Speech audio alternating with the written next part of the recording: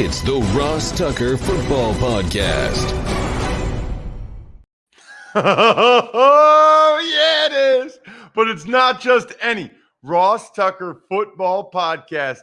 It is a teaching tutorial Thursday presented, of course, by DraftKings. Love those dudes and love all of you that quote tweet any of the tweets from @RossTuckerPod with any comment you want to make about even money or fantasy feast or college draft or Greg Cosell or the Ross Tucker Football Podcast. We notice, and you're going to be the one that wins one of these awesome signed press passes or a football card or picture. If you prefer, just quote tweet @RossTuckerPod. Great chance to get retweeted as well. Sponsor confirmation email winner. We've got so many awesome sponsors for you to take advantage of now. The Game Time app, I'm like obsessed with that thing and looking at local concerts and sporting events and just seeing how cheap you can get in. It's awesome. Symbol is one of those ideas I really wish I'd come up with. Sling is awesome. Uncommon Goods. So we got a lot of cool sponsors. You can take advantage of their code and then forward that email to me, ross@rosstucker.com. And whatever question you ask, number one, you'll go right to the top of the question list. Number two, you have an outstanding chance to be the sponsor confirmation email winner this week, which is cool because then you get to pick one of those things. Speaking of cool, love the YouTube shout outs. YouTube.com/RossTuckerNFL. You literally just type that in, YouTube.com/RossTuckerNFL. You hit the thumbs up button. You're not paying for anything. Comment on any video. They all come to my email. I see them all through my email. Any comment you make on a YouTube video, and then you'll get an awesome video just for whoever you want it. 30 seconds, minute, doesn't matter. It's just me saying whatever you want me to say to whomever. Speaking of shout outs, by the way, how about Doug D'Olimpio? He is today's patron of the day. Patreon.com/RT Media is how you become a Tuckhead member and get access to our private Slack channel for Tuckheads only. It's Big Show time. The Big Show. A lot of people say it's their favorite day of the week. I don't blame them. It's Greg Cosell time. We go inside the film room, which is always fun with Greg. @Greg Cosell on social media. He is the executive producer and on-air talent for the NFL Matchup Show. One of the best things they ever did, by the way, is putting Greg actually on the air, although he's the executive producer. I don't know why he didn't do that earlier. Greg, you're a nicer guy than I am, man. If I was the executive producer, I would have been on the show from day one. Well, that wasn't I didn't control that decision, Ross. I do what I'm told, you know. Yes, I do. I think we all do. All right. Interesting game tonight, Greg. These are two teams low in my power rankings. Yep. It's the Bears and the Commanders. And I think a lot of people are curious as to your thoughts on the quarterbacks. You know, Fields every once in a while has a really nice play, but there's a lot of bad. Carson Wentz has 10 touchdown passes, but there's always some bad sprinkled in. What do you see from these guys? Well, I thought Fields this week, and I watched him pretty carefully. I thought this week there were a couple of plays that you kind of said to yourself, okay, maybe there's some incremental progress being made. They've obviously told you as a team and coaching staff that they don't want him throwing the ball an awful lot, which in and of itself tells you much about where they see Justin Fields at this point in his development. Fields is really at this moment still lacking any refined sense of anticipation, Ross. He's a see it, throw it quarterback. And by that, I mean he needs the throw to be clearly defined, and he needs to see the throw. And in the NFL, that limits the throws you can make because you have to be able to throw the ball with some sense of timing because of the defense. Otherwise, the defense can attack the throws. But there were a couple. Where I said, okay, that's what you want to see. Now, again, I don't know if that means that there's incremental progress that will continue or if it just happened to play out in that game. But the way I'd say this overall is this. It's a tough situation for the Bears passing game right now. It's an O-line that is young and a work in progress. They've got a second-year right tackle. They've got a rookie left tackle and a rookie right guard. And they've got a second-year quarterback who at this point does not possess any kind of nuance or refinement to play the position efficiently from the pocket. So it's a tough mix right now, and you just have to work through it. And you hope each week it gets incrementally better. Where would you say your level of hope is, Greg, or belief that Justin Fields becomes a quality NFL starter? I would say I have significant concerns. That would probably be the best I'd want to answer right now, because you know me well enough to know that I don't throw out words like he stinks or he's a bust. He hasn't even started 16 games in his NFL career. So I think that we have to be a little careful. And there's a new coaching staff, which means there's brand new terminology, new ways of learning. All that really is difficult for a young quarterback. So I don't want to sit here and say that he can't play in this league, but I think there are significant concerns up to this moment in time. I think that's fair. I think that's really fair. What I always wonder, and it's funny because you know the way it is, Greg, like tonight will be a total referendum on whether he's good or not. And whether of course, because it's a national TV game. Of course. Yeah. Yeah. What I think about when I see someone like him is I think, who are the guys like him that ended up being good quarterbacks? Right. Meaning almost midway through year 2, looking like this. And look, I think they have, beginning of the year, Greg, I thought they had arguably the worst O-line and the worst receiving core in the whole NFL. Think about that. Yeah. The worst of those two position groups in the whole league. He's not exactly set up for success. No, but I'm trying to do what you do, which is separate the quarterback play from the people around him. Right. And you do that to some extent. But one thing I learned very early on from people smarter than I am is that you have to isolate the quarterback from that. Obviously that might factor into production, but production is not the same as watching a quarterback's traits and the process with which he plays the position. Those can be two different things. Let's talk Carson Wentz. Obviously, a lot of conversation this week about Ron Rivera's answer to the question of why Washington is behind New York and Dallas and Philadelphia. At this point, Greg, is it just fair to say he kind of is what he is? He makes some really good plays and he makes a couple of head scratchers, and that's just kind of what he's going to be? Yeah, I think the head scratchers are not as plentiful as people think, but I think what has hurt Wentz as his career has progressed is he is not a natural anticipatory thrower. He does not have a nuanced and refined sense of timing. And so what happens is that too often results in him not turning it loose on throws that are there, or being a beat late on throws that are there that he does throw. And that's probably not going to change at this point.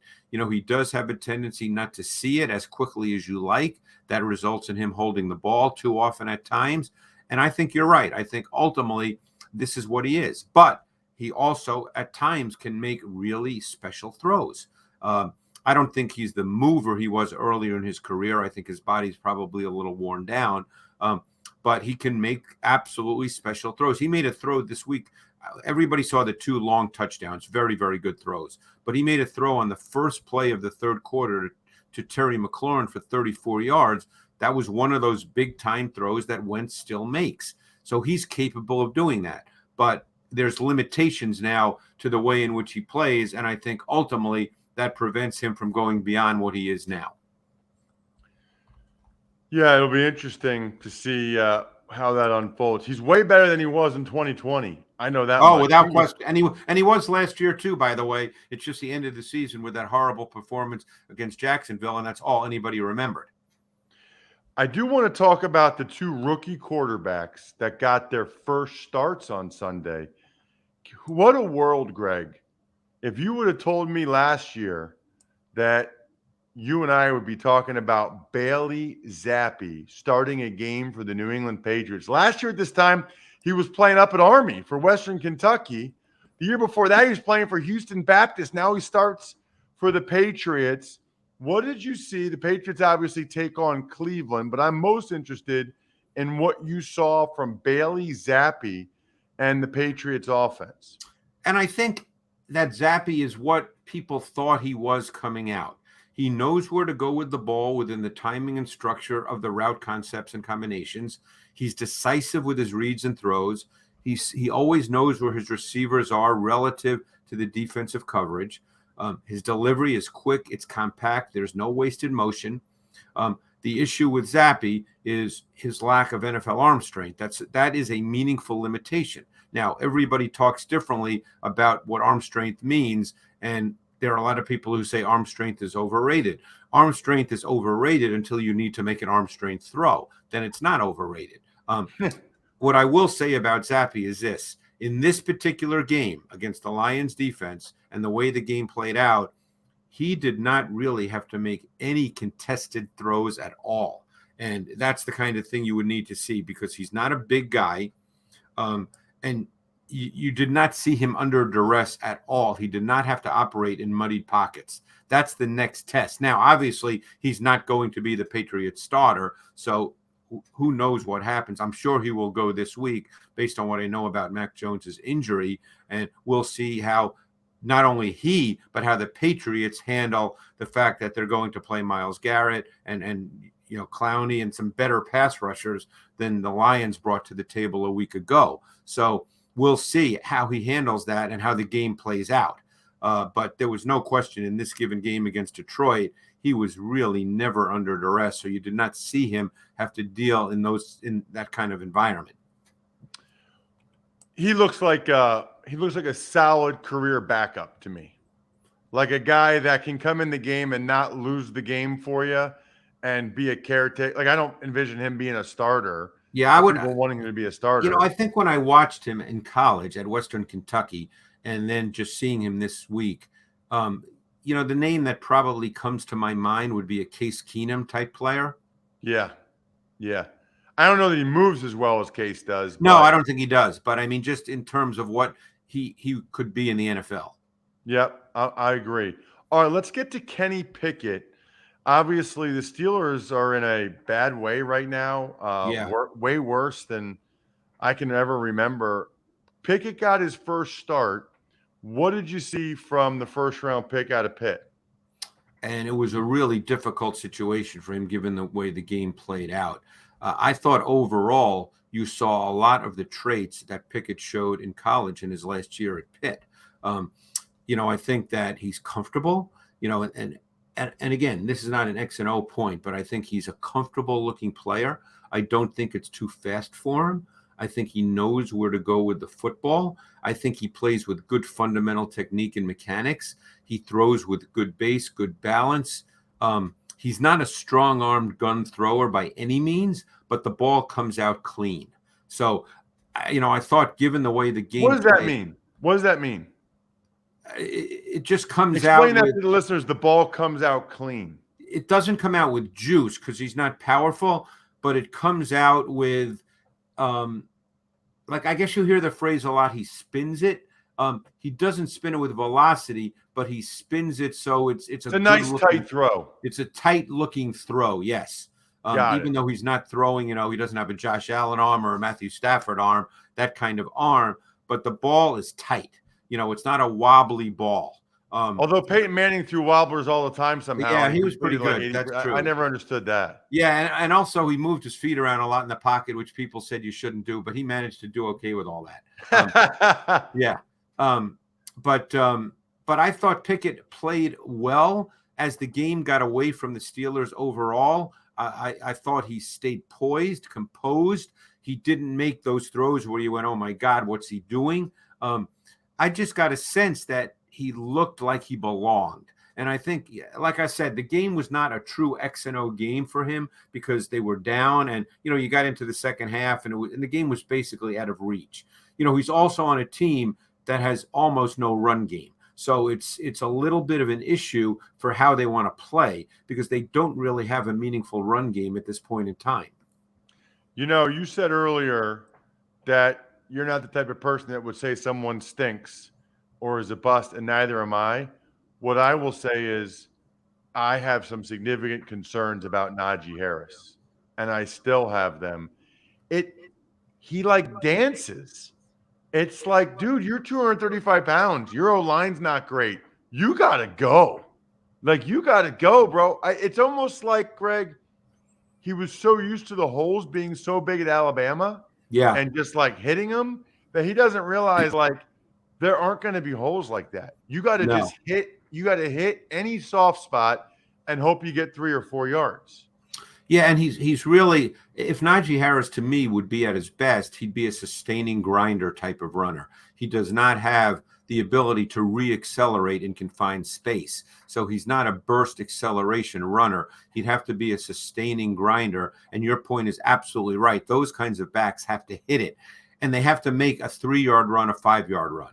And that's what those kinds of backs are. He's not going to be a breakaway back. He's not going to give you 15, 18, 20-yard runs, which, again, I don't want people listening to say, oh, yeah, well, he had a few of those last year. Of course, every back has a few of those, Ross. We know that, some more than others. But I think at his core, that's not what he would be in the NFL. So you're right. He has to be a back that is decisive and hits it and gets those 2-3 extra yards on runs that are blocked for 3. He's got to get 6. That's the kind of back he needs to be. So I want to make sure we get to the 2 biggest games of the weekend for sure. It's the Bills and the Chiefs. It's a 4:25 Sunday afternoon game in the late window. Should be epic. Strong case could be made. It's the 2 best teams in the NFL. What are you gonna be looking at the most in that one? Bills, Chiefs, Greg. I think last year's AFC divisional playoff game tells you something about how the defenses will approach.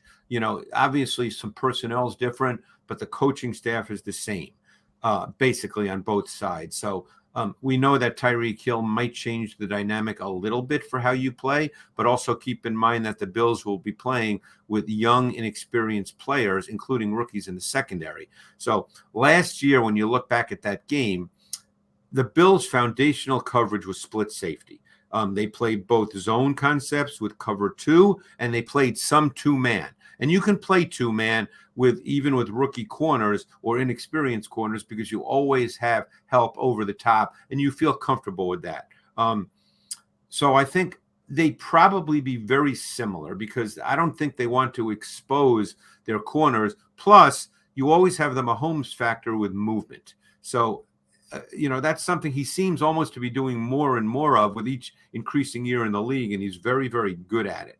On the other hand, Josh Allen continues to further develop as a pocket thrower who can make truly special throws. So the Chiefs, Spags is starting to play a little more split safety because I think the league is playing more of that. But it was not a high percentage blitz game for Spags last year against the Bills, and we know that he likes to do that, but he did not do that in that AFC divisional playoff game very much. They played a lot more coverage. It was a good mix of cover 1, split safety. Spags is really good at disguise and late movement to cover 2, so I think you'll see all those kinds of things.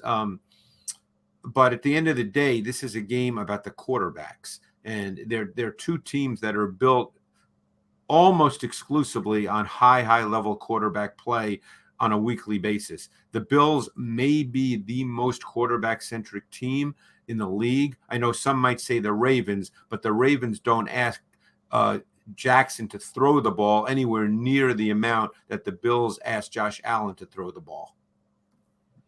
And then what about, Greg, Cowboys, Eagles, Sunday Night Football? It looks like it'll be Cooper Rush starting again for the Cowboys.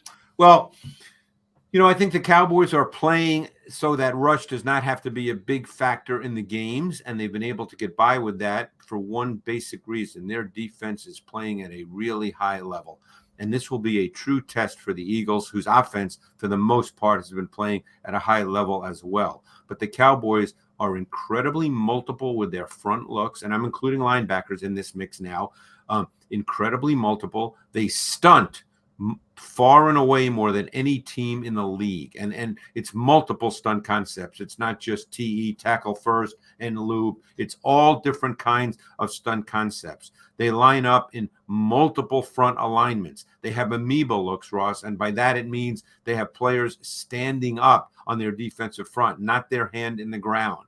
And those players move around, so you don't know exactly where they're going to hit, what gap they might hit, or which offensive lineman they might attack.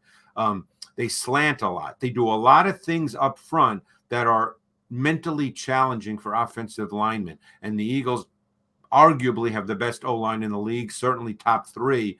They're a really good group. They're a smart group, but it's still a challenge, as you know, being a former O-lineman, when there's so much movement and you just don't know where people are and then where they're going to go.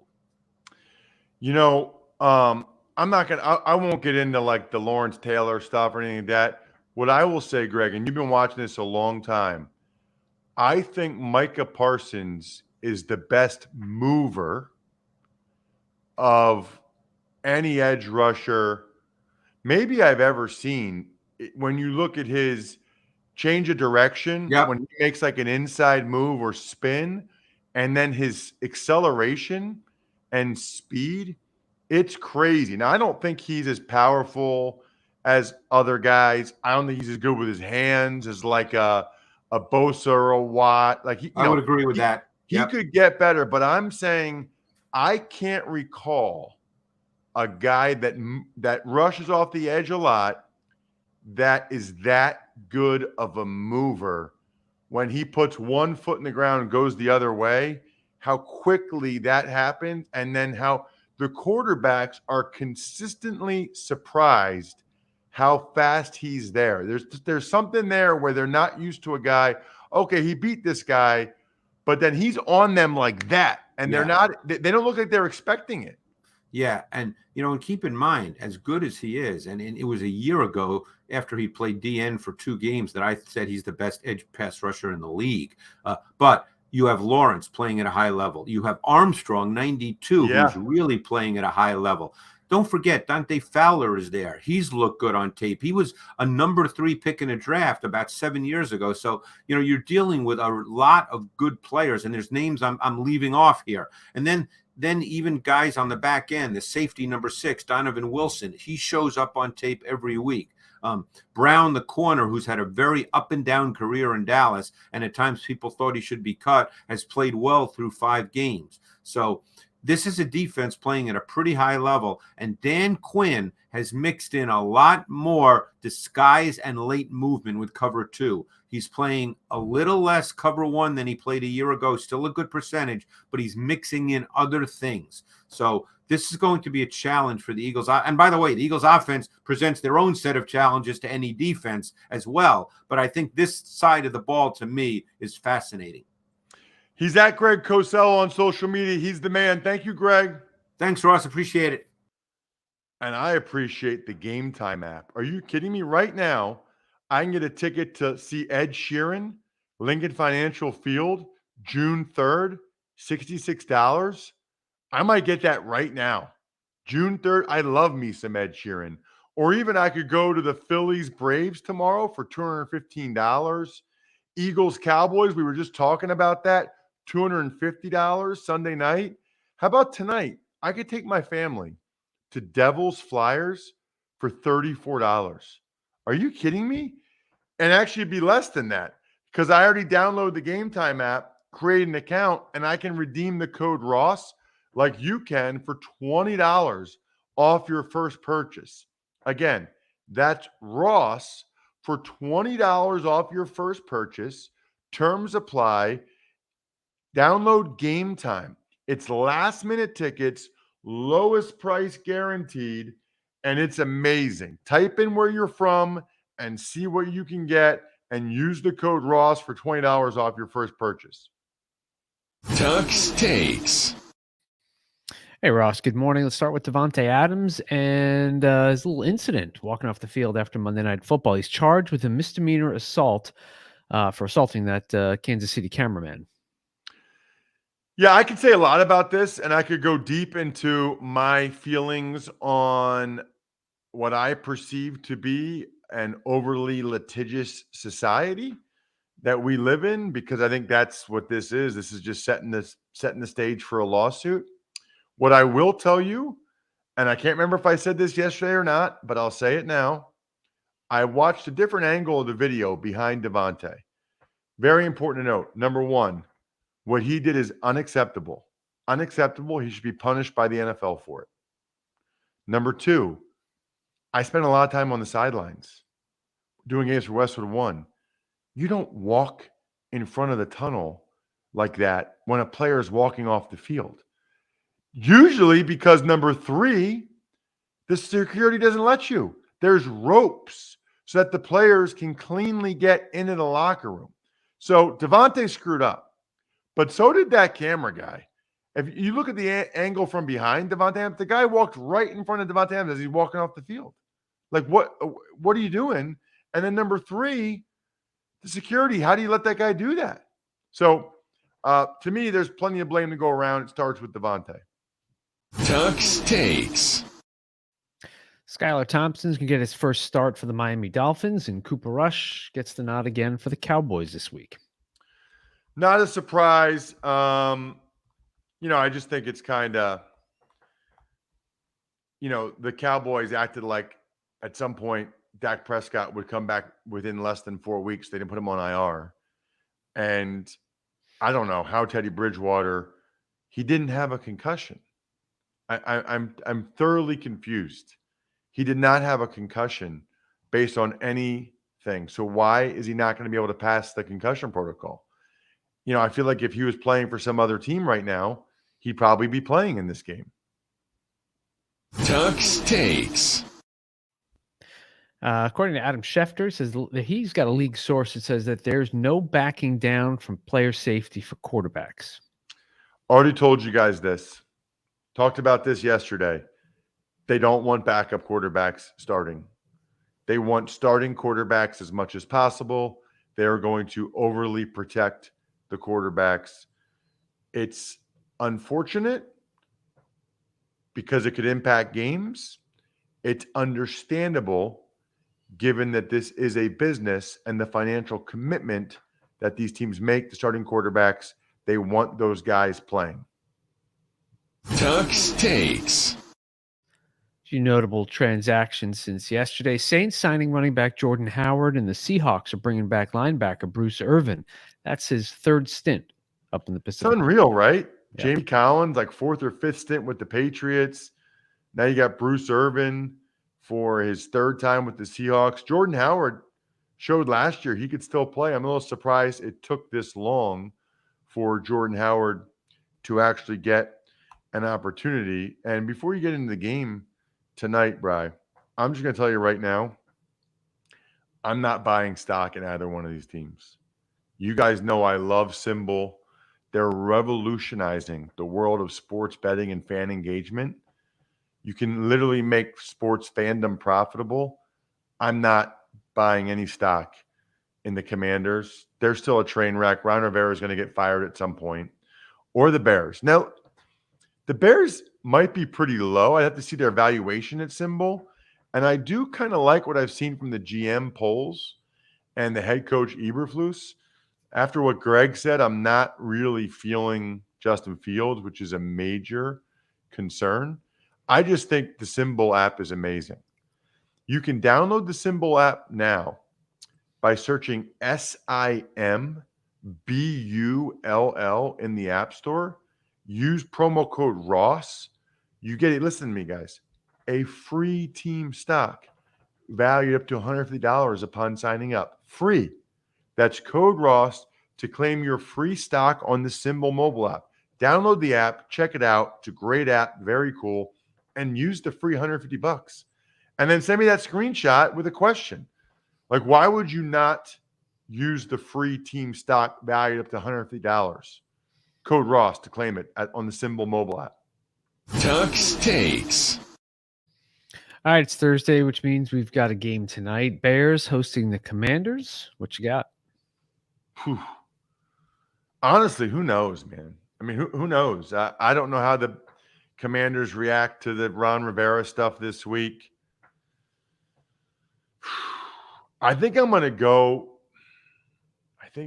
Commanders because I think Wentz is better than Fields, but I don't feel real good about it. I think I'm going Commanders mainly because they are the slight underdog. And so I like kind of being able to let the doggies out with you, Bri. So right now, let me check. The Commanders. Oh, now the Commanders are the favorites. Wow, that flipped. Steve kind of predicted that on Even Money podcast. Still going with the Commanders. I just have more faith in Wentz than Fields, but I don't have a whole lot of faith in either. 20-17 Commanders. Shout outs are in order to backofficescheduler.com, Vision Comics with an X, Evergreen Economics, go-bengals.com, steakhousesports.com, humanheadnyc.com, Sporticulture, Delicious Pizza Boy Brewing, and the best gift I've ever seen someone give their mom or their significant other or their dad, because it means so much to see in print in a newspaper, like it's on the cover, framed, how much you care about them. myfrontpagestory.com. Have all my picks tomorrow and a recap of tonight's game. And we're going to do the Fantasy Feast podcast today because we weren't able to do it yesterday. I think we're done here.